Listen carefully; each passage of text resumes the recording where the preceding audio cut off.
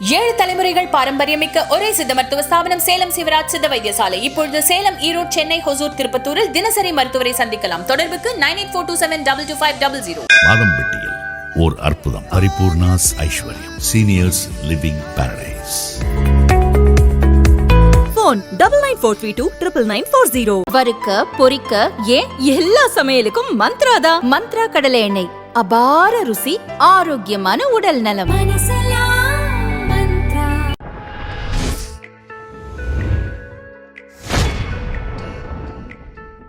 Can you recall a single thing which we can take pride about our heritage, our culture, which was not, as you said, Nehruvian thought started to disconnect from our history and all. So he wanted to start our history only after 1947. We don't go back and don't think about it. Is there anything what we can, the first question started there.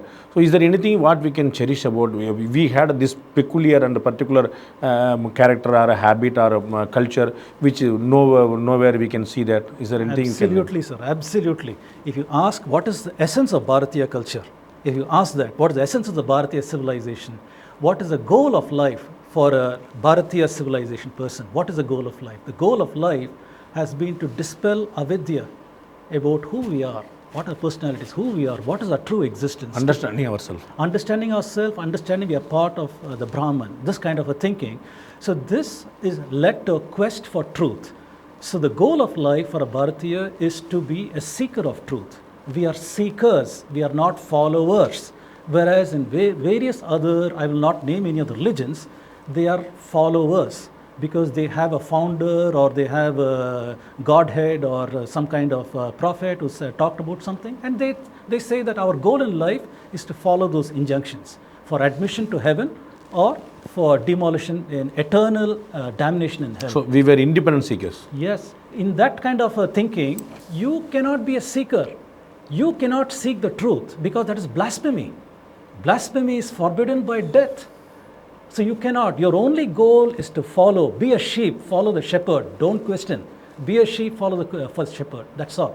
Because if you do whatever we say here, you will attain everlasting happiness. Even in India, Bhakti movement, you always used to say that you have to dedicate yourself to the Lord. Even you can call that also sheep and shepherd. At a very, very trivial association level, sir, we can say that. But then every aspect of Indian thought comes towards concentration, dhyana, inner journey into understanding your nature. In the Bhagavad Gita itself, we have got Jnana Yoga, Karma Yoga, Bhakti Yoga, and these things. And Bhagavan Krishna is saying each of these paths eventually leads to me. So the point is, even if I am doing Bhakti Yoga, like for example, my mother used to do everyday pujas. How do her pujas? She had miniature divinities and so on. She, after a ritual bath, she'll come and she will bathe the divinity, she'll clothe them, and she will do put flowers on them, say many stotrams and puja and arati, finally Devardhanai, and all these kind of things. What is this? This is a replication of the hospitality that we have in ancient India. If your guest came in ancient India from another village, he doesn't have a motor car to go on well-tarred roads. He would come on a muddy road in a bullock cart or a jet car. He'd come to your house. So by the time he comes to your house, it's fully dusty from top to bottom. As soon as your guest comes, first thing you'll say, please have a bath, remove everything, change your clothes. Here are some new clothes, please wear it.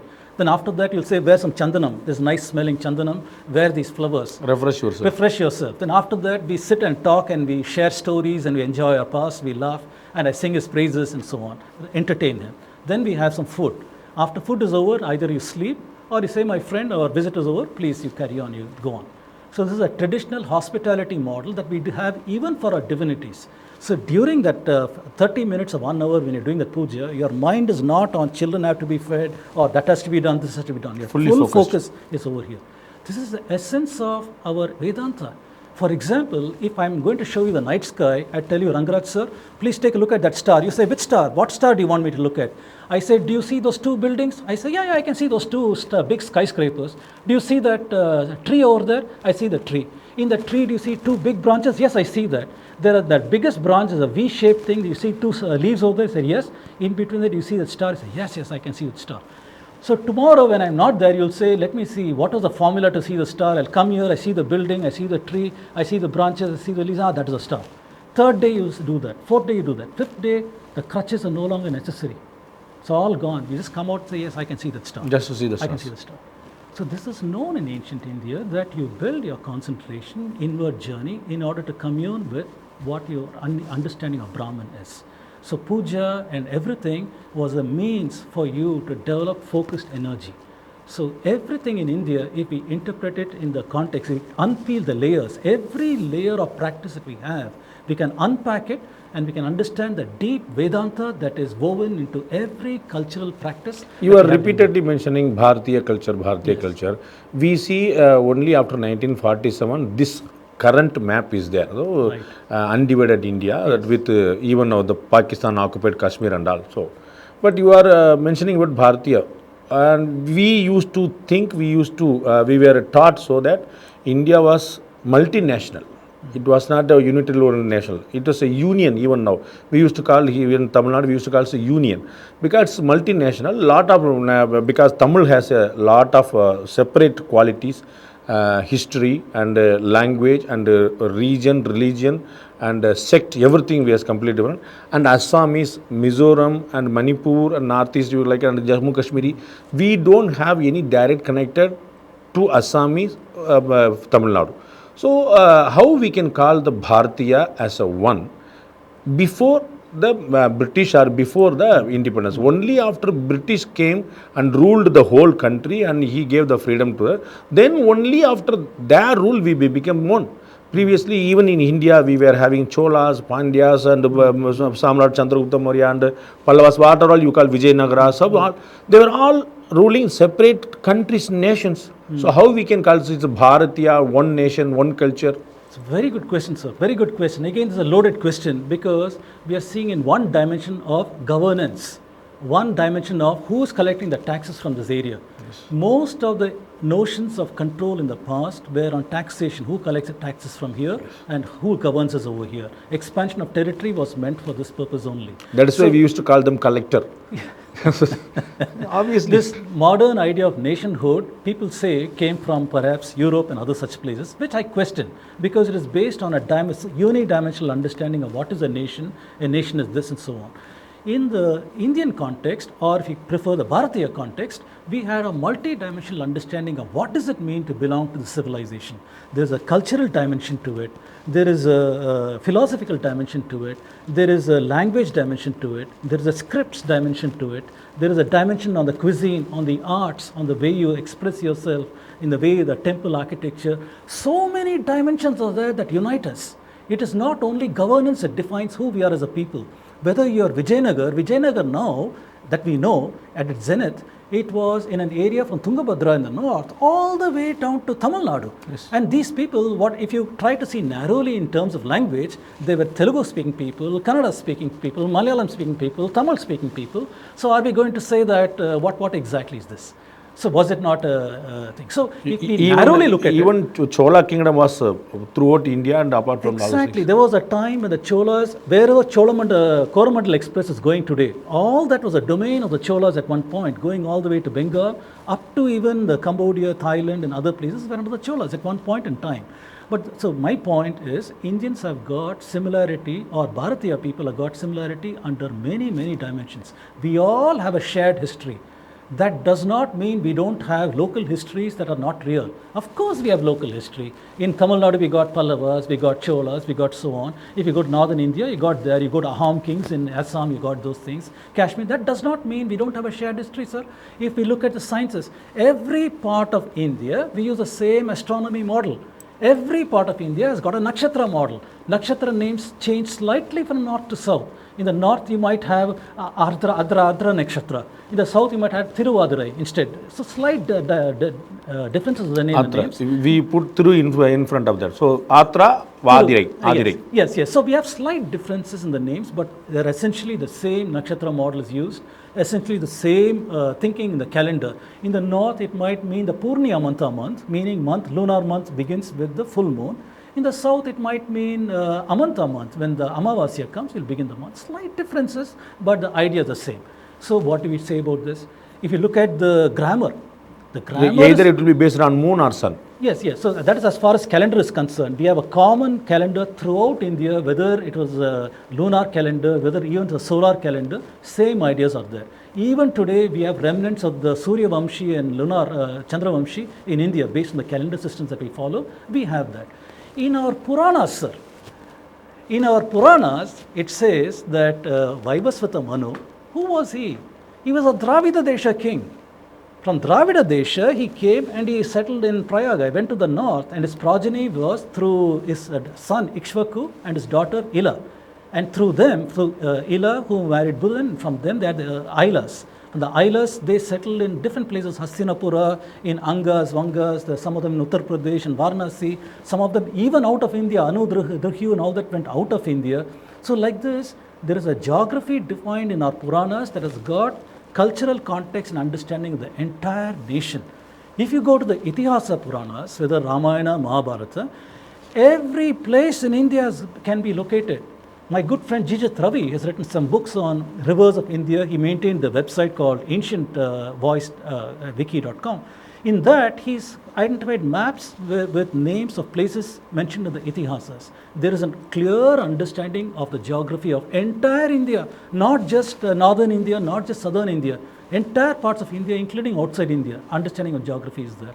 So what I'm saying is, India has got cultural unity at many, many, many levels. Whether you take the calendrical systems, knowledge systems, mathematics that is used, medical systems, it is not that only North had Shruta and Charaka Samhita. Those ideas were used even by the Siddhars over here in Tamil Nadu and other places were using these ideas. Tamil Nadu, Karnataka, Kerala, we followed similar kind of Ayurvedic principles and ideas have been used. Same thing goes for script. All our scripts can be traced back to Brahmi. Brahmi script, there are researchers who have shown, has evolved from the Harappan script. From the Harappan script, Brahmi has evolved. From Brahmi, on one side we have the Grantham, all the Tamil Grantham scripts have come. On this side, Oriya scripts, Bengali script, Kashmiri script, and Devanagiri script, every Kannada, Telugu, everything has evolved from Brahmi. So there is a unity even over there. Leave that, sir, go to language. Even in language, the familiar rules of Sandhi are common throughout India.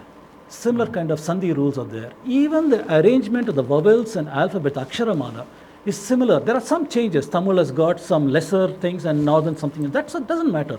But bottom line is we have got a similar arrangement according to how it was done in the very ancient past by grammarians in ancient India.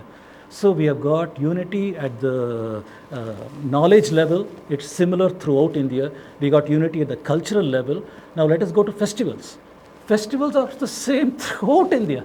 If you take Pongal in the south, it is Bihu in the north, it is something else, Baisakhi is somewhere else. So this Shankranti is celebrated throughout India in different ways, the same festival. There's nothing unique about Pongal. It is celebrated throughout India. The name might be different and the reason and the purpose are same. They're all harvest festival marking the particular harvest in India happening at that period of time, thanks to our monsoons and that period of time. It is celebrated this because of the Shankranti. Throughout India. Yes, throughout India. Not only Pongal. There are several other festivals I can name. There are pan-India or pan-Bharatiya, I should say. Throughout India they are followed.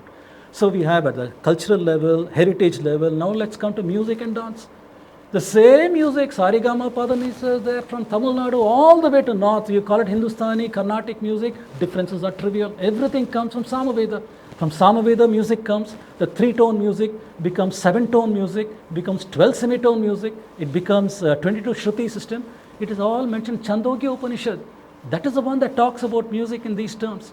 And every part of India, we have got the same tonal differences. It is, Sarigama is not different in the south and north. Ragas are very similar. Different ragas are there in north, south, but the similarity is very much named. Their names may be different. Here they say all these came only after that Aryan invasion. Aryan came from the Khyber Pass. So we had a different language, different culture. We were having a separate Dravidian culture here.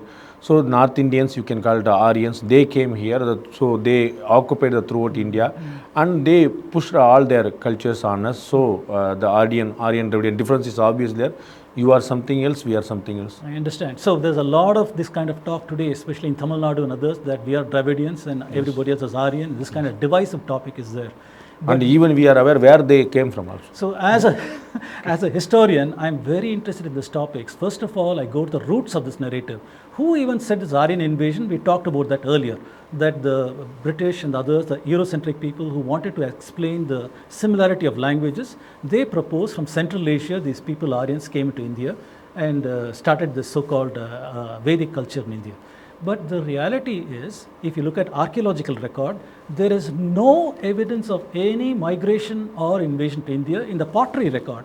If you look at the pottery record as an example of new people with new technology coming to India, same ochre colored pottery is there 3000 BCE, 5000 years ago, even 1500 BCE to 3500 years ago, same pottery record is there. There are changes, northern graveware and other such things. So archaeology does not have any idea of invasion or migration.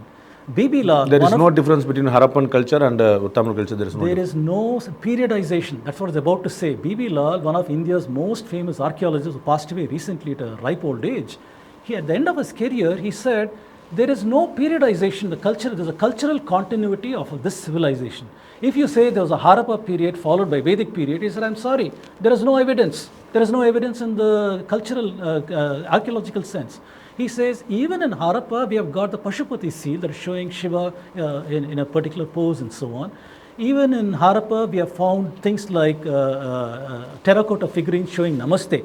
Namaste is a Vedantic concept saying Narayana in me is bowing to Narayana in you. What is that doing in Harappa? We have found terracotta figurines in Harappa showing female figures wearing sindoor. Sindoor is a cultural continuity. Even today, married women in India wear the sindoor from Harappa times till now. And we have found S.R. Rao as well as B.B. Lal have found terracotta figurines showing several figurines in yoga asana positions, different yoga asana positions. What is that doing? Yoga is a central aspect of Hindu practices. What is that doing in Harappa? So he has found several things that is listed out showing cultural continuity. Those all might be Aryan. We are Dravidian, we might have separate this. Absolutely no evidence for that. If you say we are Aryans and Dravidians, we have to even demolish those words. What does those words mean? What does Aryan mean? There's no word called Aryan in any Indian language. In India, we say Arya. Arya means noble. A noble person who's got gentlemanly qualities, honest and compassionate. That so itself comes from a superiority complex. There's So no, they, sir, they want to post themselves as a superior one and Dravidians a lower one. And அந்த மாதிரி ஒண்ணுமே கிடையாது. Because in Mahabharata itself, even the so-called noble people are called Anarya. Dushasana, for example, because he tried to disrobe Draupadi, that behavior was Anarya. He was an Anarya because of that kind of behavior. The word Dravidian, what does it even mean? Who introduced that word? There is no such word anywhere in India called Dravidian. This English word is introduced by Caldwell, Robert Caldwell, missionary. He introduced that when they proposed two language families in India. He said Southern Indians are Dravidians. Dravida is a Sanskrit word that has been used by Adi Shankara, that has been used by Mandana Mishra and many other people have used, including Varamira and others, that is referring to the geographical region, southern part of India where the three oceans meet. That is where he's talking about Dravida. They are also talking about only the geographical meaning. The Dravida, this region is a Dravidia. We have a separate culture. Precisely. Nowhere in India have we said Arya Dravida is linked with language, people, so-called race. No such thing. It is the British who made Arya into Aryans and made it into a race. There is no such thing in India. Even in the south we have got Arya thinking, even in the north this kind of thing is there. This Dravida was the geographical identifier which is made as a Dravidian, and then people try to make it a racial kind of quantity. My question is, what is race? Race is a social construct. There is no such thing called race at the genetic level. Can anybody identify this is the Aryan gene, this is the Dravidian gene? Nobody has done that today because it's impossible. Now we have completely mixed. Even Anglo-Indian we cannot now wear. So a lot of things are there. Mughals were there for 800 years. British were there for 200 years. So in all the last 1000 years, a lot of things are changed. But the theory of even we call it southern and North Indian, you can call it a region as a Arya, and in region south as a Dravidian. They used to think that South has a different culture, as well as a different language, as well as a different color. So let's address the color first, because color is the most prominent thing. People say that this person is so fair, so he cannot be from this area, and this person is something else. This is what they might say. Where does even color come into the picture? Color at the genetic level comes from something called an allele. It's a mutation called SLC A425, or 24 if I'm not mistaken, something of that nature. So this is a mutation that humans got approximately 30,000 years ago. According to genetic studies, this mutation came 30,000 years ago in the vicinity of Iran and India. That is where the mutation came. It is mostly carried by people who left India at that time, becoming the future Europeans, as well as some North Indians, and several South Indians also have it. This mutation controls the melanin production, and it controls what will be the skin color you'll take as a result of the latitude you live in. Latitude implies what is the radiant energy you're getting. So if you live in the southern latitudes, you'll take a darker tone because melanin is expressed over there. If you live in the northern latitudes, it is more slanted rays, you'll get a fairer and fairer skin tone. And we can clearly see it. If you take a map of the world, by latitude, you look at the average skin tone, you'll find it becomes lighter and lighter as you go towards the poles. And it becomes darker as you go towards the equator, and similarly that side also. So in India, it will be the same color throughout India? No, we have got skin tones from very southern India. You might have a very dark skin tone, and maybe later on you'll find a lighter skin tone, and so on. This has got nothing to do with race. Rama and Krishna were pure black. Precisely. So we have the if you can call them Kshatriya Devatas, these are all completely very dark shown people. You have in southern India, if you go to Malnad area, the Gaudas, for example, they are all land farmers, right? You can call them farming categories. These people are very fair. So fair, you won't even understand where did that fairness come from. You go to places like Bihar and other places like that, you might find Brahmins who are very dark. You might find dark-skinned Brahmins in Bengal and other such places, and whereas a difference over here. So skin tone has got nothing to do with a varna. It's got nothing to do with jati. It's got nothing to do with these things. Even Aryan Dravidian. Nothing to do with Aryan Dravidian. It's a false identification that there is something called race, that is linked with color, that it is linked with geographical area. This is all nonsense.